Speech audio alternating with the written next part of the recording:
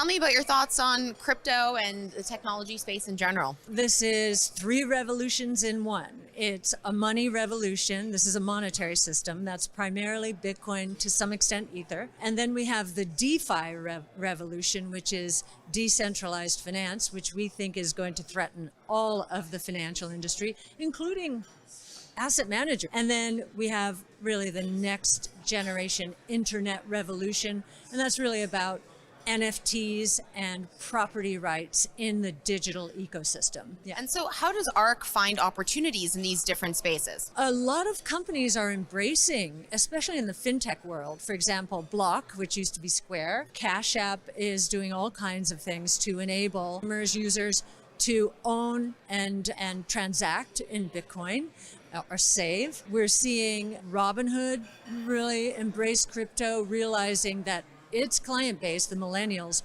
wants this. I think they were a little slow off the mark, but now they're coming on. I think the Lightning Network, which is a layer 2 solution on top of Bitcoin, is going to make it much easier and involve less friction to become involved with Bitcoin. A lot of our companies are trying to figure out ways to embrace the crypto revolution. And that's very much looking at the revolution of anything technology-wise really is what ARK Invest focuses on. What type of timeline or scale do you look at with a lot of the investments in this space? Look at everything with a 5-year investment time horizon. We do have a forecast for truly disruptive innovation in 2030. And we think, obviously, crypto is a big part of that. We believe today that all innovation, I think blockchain technology is going to be involved with most of the platforms we have centered our research on. So the genomic platform, genomic sequencing, robotics, energy storage, artificial intelligence, and blockchain technology. We think there are going to be all kinds of convergences taking place. And we're going to go from $10 trillion in market cap in the public markets attributed to innovation, disruptive innovation, to 210 trillion by 2030. And we think blockchain technology is truly a revolution. So it really is just such a natural fit between the other sectors and areas that ARK invests in innovation and those technologies that blockchain and the crypto space brings. Involving data, we believe blockchain technology is going to have a role.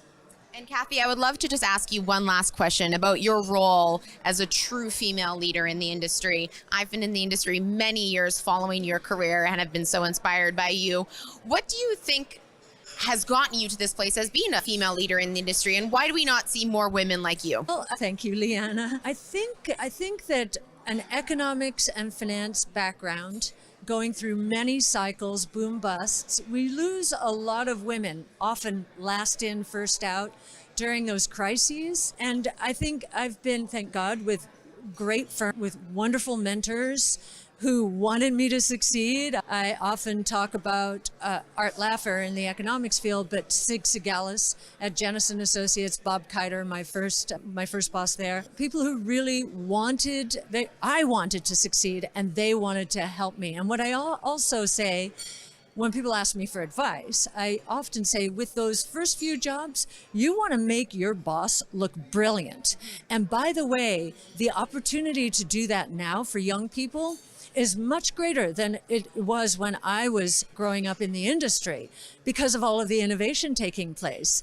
And most young people have one foot in the new world. I think that's part of the reason I looked for great mentors, found them, thank God, and just kept going. And then when I found this huge unmet need, it's ironic that this unmet need in our industry was a focus on innovation because of the shift to indexed-based investing, which accelerated after the tech and telecom bust, and then again, even more so after 08-09. Investors and analysts really deserted innovation in a major way, more than they understood. And so we wanted to focus only on disruptive innovation, and we do not mean the FANGs. We mean the future FANGs, right?